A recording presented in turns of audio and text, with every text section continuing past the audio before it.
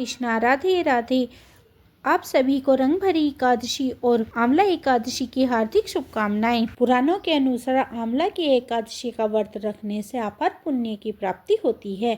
कहते हैं जब सृष्टि का आरंभ हुआ था तब सबसे पहले आंवले के वृक्ष की उत्पत्ति हुई थी। आंवले के वृक्ष को भगवान श्री विष्णु के आदि वृक्ष के रूप में भी स्थापित किया जाता है। मान्यता है कि आंवले के वृक्ष में श्री विष्णु का वास होता है। आंवले के वृक्ष को देव वृक्ष भी कहा जाता है और फागुन मास के शुक्ल पक्ष वाली एकादशी जिसे रंग भरी एकादशी और अमल की एकादशी भी कहते हैं, अमल के वृक्ष को समर्पित मानी जाती है। इस दिन अमल के वृक्ष की पूजा करके परिक्रमा करनी चाहिए।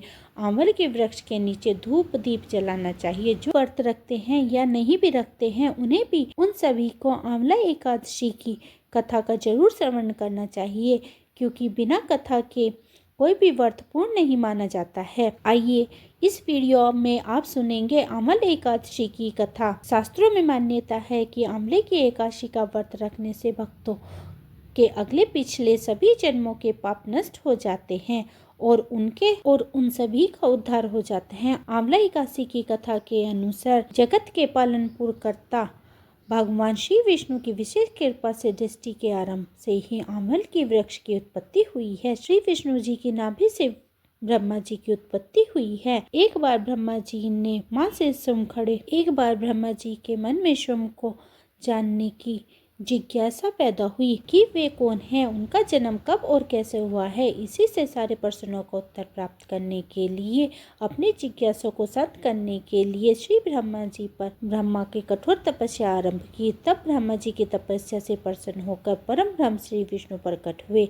अपने सामने साक्षात श्री विष्णु जी को देखकर ब्रह्मा जी की आंखों से खुशी के आंसू भर निकले। ब्रह्मा जी की भक्ति भाव से भगवान श्री विष्णु बहुत प्रभावित हुए और तब ब्रह्मा जी के आंसुओं से आंवल के वृक्ष की उत्पत्ति हुई। तब श्री विष्णु जी ने ब्रह्मा जी से कहा कि आपके आंसुओं से उत्पन्न आंवले के वृक्ष मुझे अत्यंत प्रिय रहेगा और आंवल की एकादशी के दिन आंवल के वृक्ष की जो भी व्यक्ति पूजा करेगा उसके सारे पाप नष्ट हो जाएंगे और उसे अंत में वैकुंठ धाम की प्राप्ति होगी। दूसरी पौराणिक कथा के अनुसार धर्मराज युधिष्ठिर ने भगवान श्री कृष्ण से पूछा। श्री कृष्ण ने कहा कि हे मधुसूदन, आप मुझे फागुन मास के शुक्ल पक्ष की एकादशी के नाम और महात्म्य के बारे में बताने की कृपा कीजिए। तब भगवान श्री कृष्ण मुस्कुराते हुए कहने लगे, महाभारत धर्म नंदन, फागुन मास के शुक्ल पक्ष की एकादशी का नाम आंवल की एकादशी है। इसका पवित्र व्रत श्री विष्णु लोक की प्राप्ति कराने वाला है। एक समय राजा मदयंत ने भी महात्मा वशिष्ठ से इसी प्रकार का प्रश्न पूछा था। इसके उत्तर में वशिष्ठ जी बोले कि हे राजन, सब व्रतों में उत्तम और अंत में मोक्ष देने वाले आंवल की एकादशी के व्रत का वर्णन कराता हूँ। यह एकादशी फागुन मास के शुक्ल पक्ष में होती है। इस व्रत के करने से समस्त पाप नष्ट हो जाते हैं। इस व्रत का फल 1000 गोदान के फल के बराबर होता है। अब मैं आपसे एक पौराणिक कथा कहता हूँ, आप ध्यान पूर्वक सुनिए। एक वेदिस नाम का नगर था जिसमें ब्राह्मण, क्षत्रिय, वैश्य और शूद्र चारों वर्ण आनंद सहित रहते थे। उस नगर में सदैव वेद धर्म की पूजा करती थी तथा पापी, दुराचारी तथा नास्तिक उस नगर में कोई भी नहीं था। उस नगर में चैत्रथ नाम का चंद्रवंशी राजा राज्य करता था। वह अत्यंत विद्वान तथा धर्मी था। उस नगर में कोई भी व्यक्ति दरिद्र व कंजूस नहीं था। सभी नगरवासी विष्णु भक्त थे और अबला, वृद्ध, स्त्री, पुरुष एकादशी का व्रत किया करते थे। एक समय फागुन मास के शुक्ल पक्ष की आंवला की एकादशी आई। उस दिन राजा, प्रजा तथा बाल वृद्ध सबने हर्षपूर्वक व्रत किया।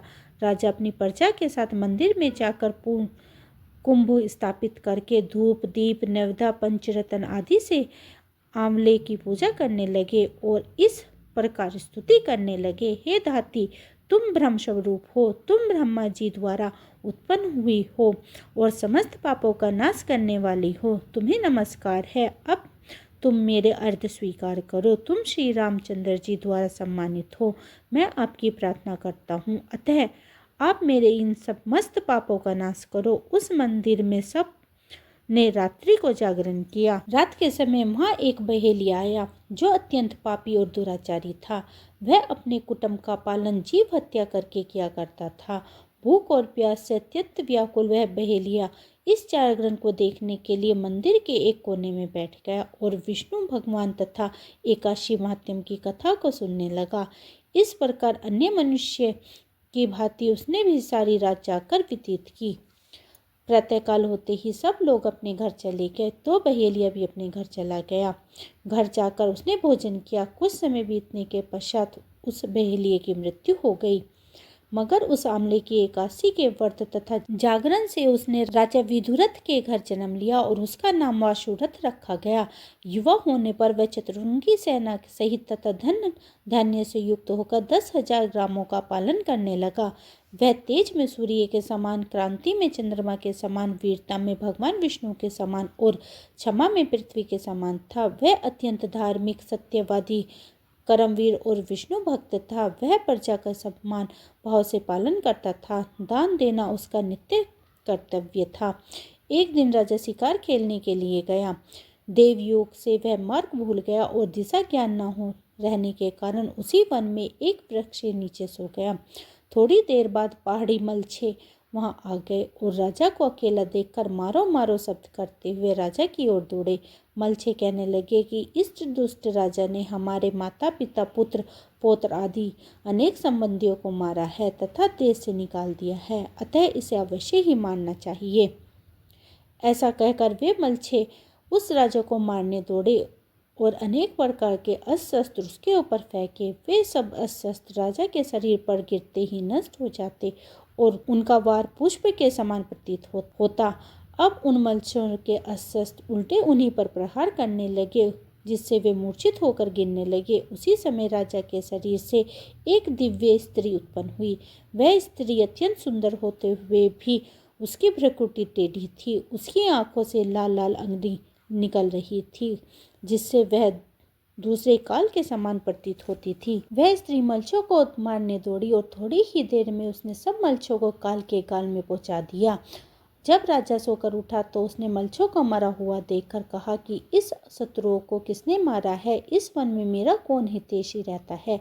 वह ऐसा विचार ही कर रहा था कि आकाशवाणी हुई, हे राजन, तू संसार में विष्णु भगवान के अतिरिक्त कौन तेरी सहायता कर सकता है? इस आकाशवाणी को सुनकर राजा अपने राज्य में आ गया और सुखपूर्वक राज्य करने लगा। महर्षि वशिष्ठ बोले, हे राजन, यह आमले की एकादशी के व्रत का प्रभाव था। जो मनुष्य इस आमले की एकादशी का व्रत करते हैं वे प्रत्येक कार्य में सफल होते हैं और अंत में विष्णु लोक को जाते हैं।